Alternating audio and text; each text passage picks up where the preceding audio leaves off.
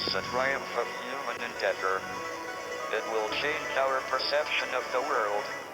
It is my great honor to say, welcome home to the Paralympic Games.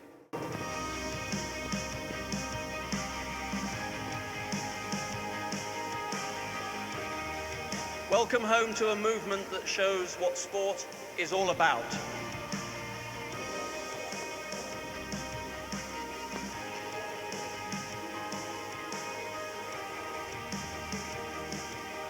Sport is about what you can do, what you can achieve, the limits you can reach, the barriers you can break.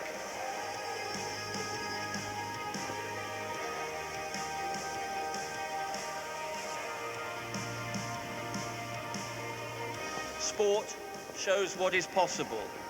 Sport refuses to take no for an answer.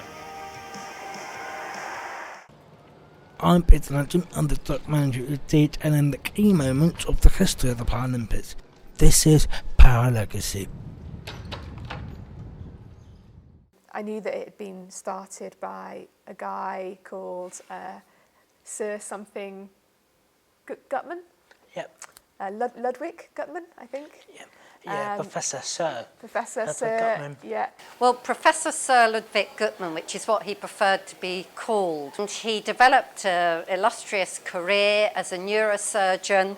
He was in his early 40s and was set to be one of the top sort of surgeons across Europe when World War II broke out. He was in a very difficult position. He was, first of all, told that he couldn't practice anymore on people who weren't Jewish. He had the good fortune to be invited as part of a kind of academic program to bring professionals out of Germany who were Jewish.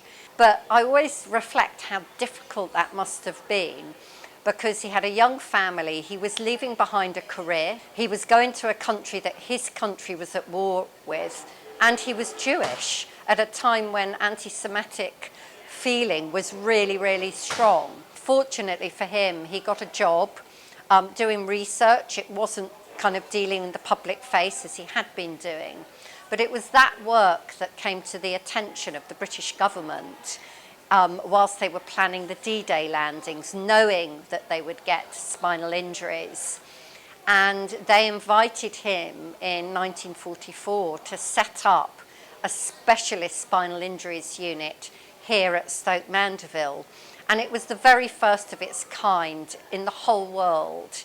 Gutman's approach to prolonging spinal cord patients' lives was seen to be controversial to many at the time, including the patients being turned about in their beds every 2 hours to avoid infections, and of course, sport. And one day, as the story goes, he saw 3 patients playing around with some broomsticks and a ball, like a sort of game of hockey. And what he noticed is they weren't only getting some exercise and rehabilitation, but actually they were laughing and having fun. It was introduced to me as part of my rehabilitation. I think initially Gutman saw it very much as this is a medical tool, a rehabilitation tool, and then over time he recognised the value of sport in and of itself. And you have to remember that prior to the 1950s, there was no National Health Service and there was no support for people with disabilities. With sport widely being used as a rehabilitation tool, Gutman put together in 1948 a sporting event with another spinal cord injury in London. And he hosted it on the first day of the Olympics in London. When the opportunity came to grow the movement by bringing other countries to Stoke Mandeville to be involved in the early games. The 1960 Paralympic Games, still called the International Stoke Mandeville Games then, happened in Rome immediately after the Olympics had happened. And then in 1964 that was the same for Tokyo. The games were hosted immediately after the Olympics. And I know Gutman at the time was concerned whether or not spinal injured athletes would be able to handle high altitude competitions. That then didn't happen again until 1988. So what happened from the years of 1964 to 1988? Well, Mexico City did not want to host the Paralympics. In 1968, it moved to Israel. This happened again in 1972. It wasn't in Munich, it was in Heidelberg. 1976, it was not in Montreal, it moved to Toronto. In 1980, it was not in Moscow, it was held in Harlem. In 1984, it was meant to be in Los Angeles. However, they didn't want to host. We would host them in Illinois. And Illinois then came back and said, well, we'll only host the spinal cord injury wheelchair section of the games. And they scattered to find New York. That would host the visually impaired, the amputees and the like. And then all of a sudden, Illinois dropped the games.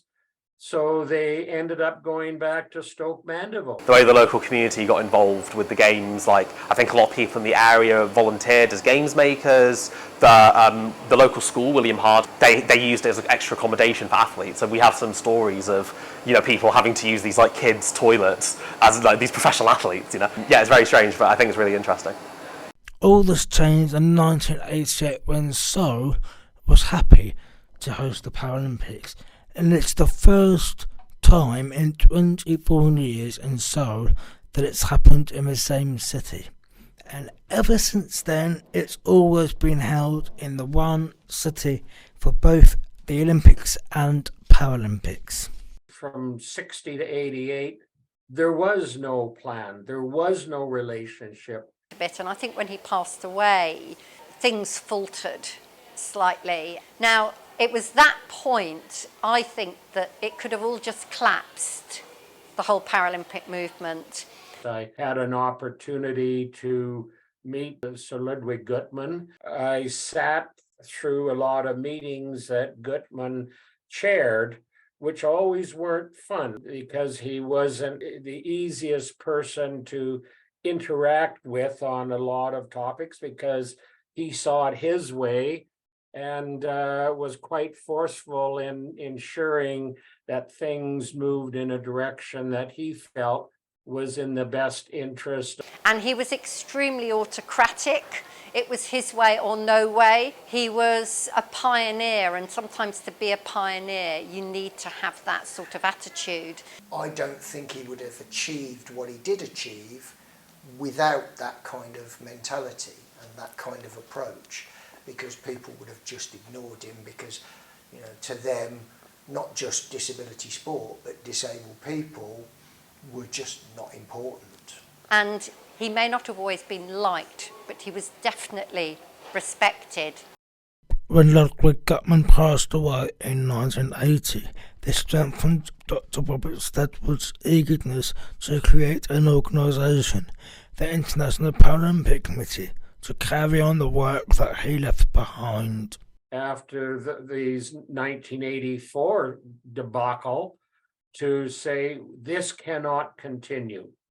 And that's why I started looking at finding a way to build a new organization internationally.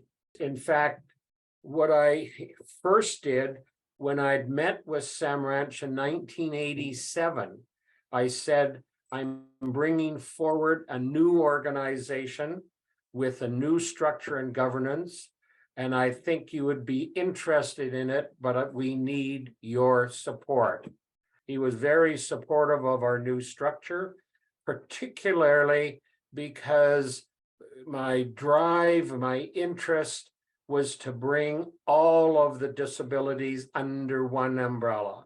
There tended to be more wheelchair athletes back in those days, but obviously as the other impairments joined the Paralympic movement, the games expanded and we see them as they are today. In September the 22nd, 1989, in Düsseldorf, Germany, that's where I was duly elected as the founding president.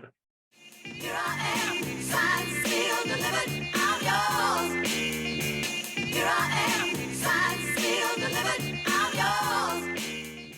Culminated with the signing of our most important historical document, Future Cities were required to bid for both games. Now, this was taking place gradually between 1988 and the year 2000. When all the paperwork was signed and completed, Sydney was the first one to host both events in the year 2000. It happened again in 2004 in Atkins. Beijing had their turn in 2008. And of course it came home to the country of the birthplace of the Paralympics for London in 2012. Rio had their turn in 2016. Tokyo was meant to have theirs in 2020, but got delayed till 2021 following the coronavirus pandemic. The IPC have built on the legacy, and as with anything, you have to keep moving it forward. And I think the IPC, brought in other impairment groups, and have grown the games to what they are today. So it's really important that the people that are responsible for the games, treasure the history, but aren't bogged down by it, and can move the games and the movement forward. I think that was Gutman's vision, to have one day an Olympic Games, for disabled people. But he was very involved in the Paralympic Movement Administration. He was head of all these various committees, very involved in the creation of the stadium, but then also the Olympic Lodge, or the Olympic Village across the road, which that opened like 4 months after his death, and he was very involved in the construction of it. The now late Queen Elizabeth II visited Gutman in 1969 to open the Stoke Mandeville Stadium. Stoke Mandeville Stadium was originally built in 1969, and it was Dr. Gutman's vision to have a facility that could house the Stoke Mandeville Games. So he was still really involved in all manner of things, and that's beyond academic work. That's beyond going to conferences and liaising with other rehabilitation professionals, all this kind of stuff. So very much a man of many talents.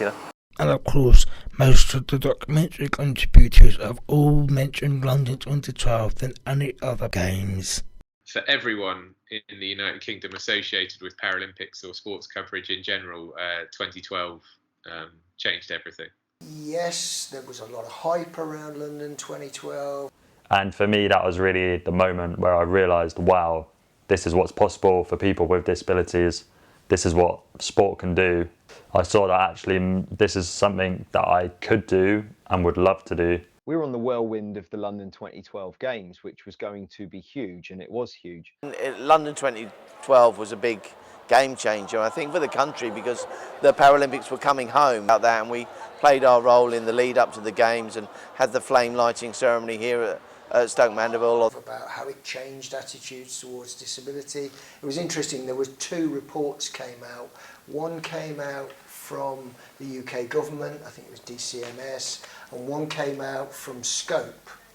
And the UK government one claimed that 81% of people felt that attitudes towards disabled people had improved as a result of the Games, and the Scope report said something like 81% of disabled people felt that attitudes hadn't changed or had actually got worse. So you've got 2 completely different perspectives.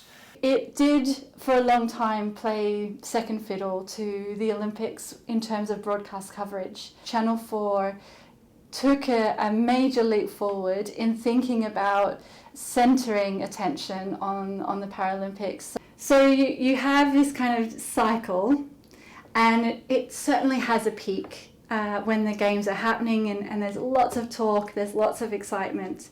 And then, of course, it does slip off the radar. And that's where we need to be focusing attention on legacy and planning for that legacy before the games even happen, and not letting it slip completely off the radar. So of course more could be done on that. There's a legacy to this too, right? So it's not just that the Paralympics comes every 4 years. There's other legacies, right? Media legacies.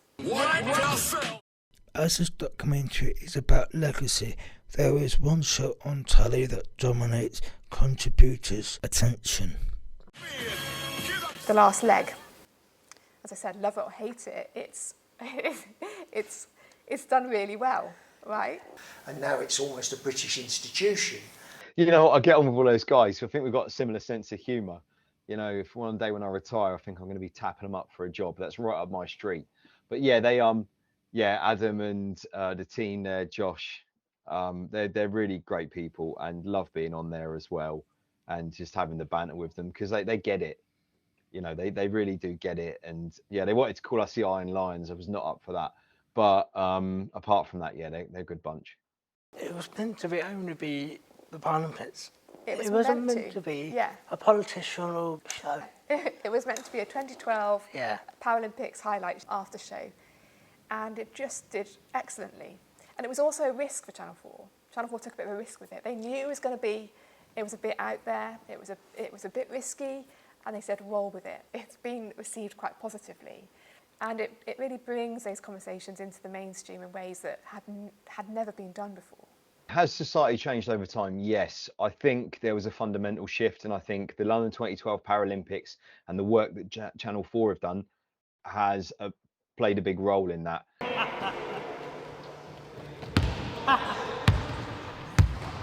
I don't know when this happened, but it did. I used to wear jeans all the time because I didn't want people to see my prosthetic legs. But it's not as comfortable. I get hotter, etc. It's easier for me to wear shorts. And now I just wear shorts all the time. I don't really care what people think. There was a shift in perceptions, but I do know from traveling around the world with my rugby team, we're very privileged in the UK. It's not like this all the way around. It's not like this around the world. Things aren't always as accessible as they are here. People aren't as understanding as they are here, and things can be a lot tougher. I think it's time to make a bucket.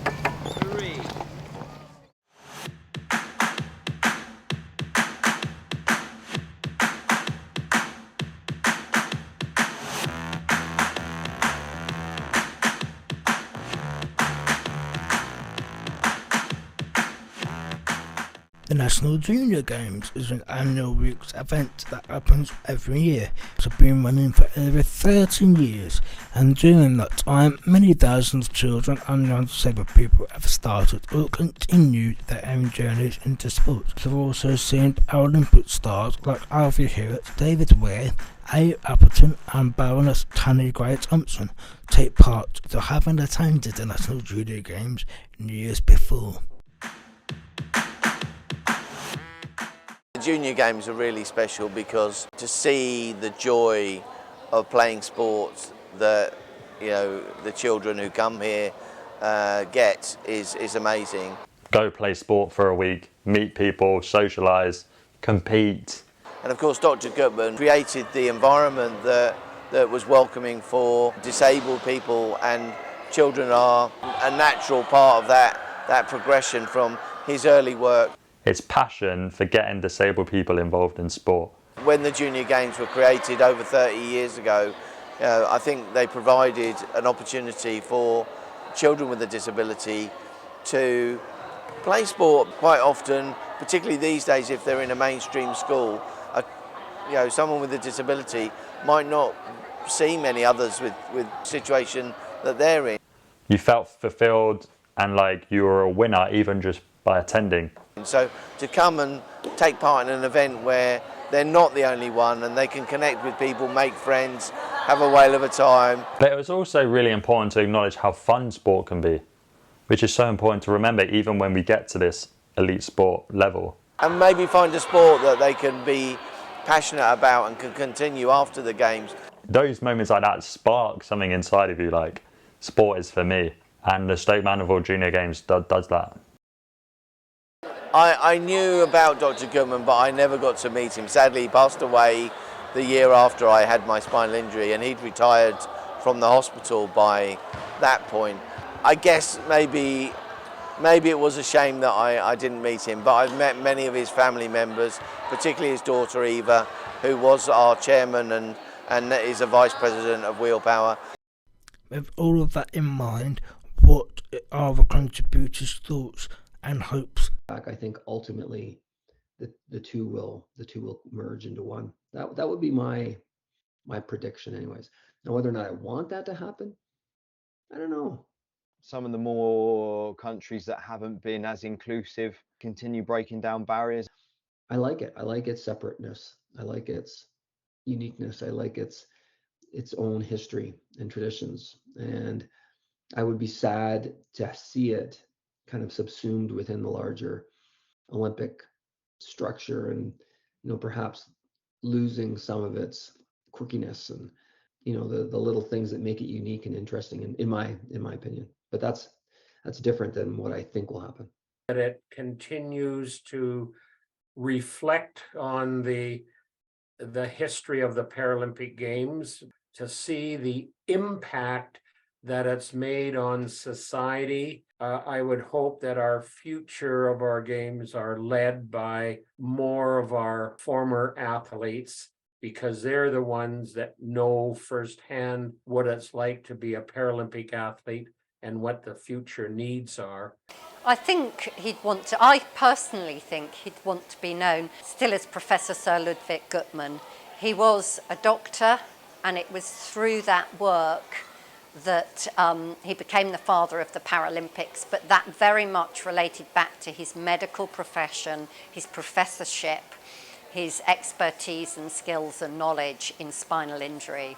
Guttmann would like to, be remembered for everything that he achieved. In his medical career, he helped change the treatment of, paralysed people, and he created a process by which, if you became paralysed, you would get the right rehabilitation to help you live a full and fulfilling life. And I think he would be very proud of what the Paralympics have become today, because, it was his dream that disabled people could achieve on the highest sporting level, and the Paralympic Games certainly provide that platform for athletes to showcase their talent and abilities. I mean, I should say I don't think he would recognise the Paralympics now compared to what he started. I look back with such pride to see where our athletes are now compared to where they once were. I think we have come a long way. We still have a long way to go. I always look at it in a positive way in which we have succeeded. So there was a new road that came into the stadium, and so we made an application to the local council to have it named after Dr.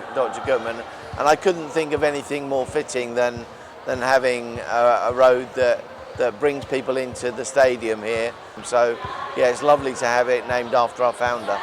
I mean, wow, what a man. Very important, see, from both the physical and psychological point of view, but the most important is from the point of the social reintegration of the paralyzed into society. I'm Big London, and this was Power Legacy.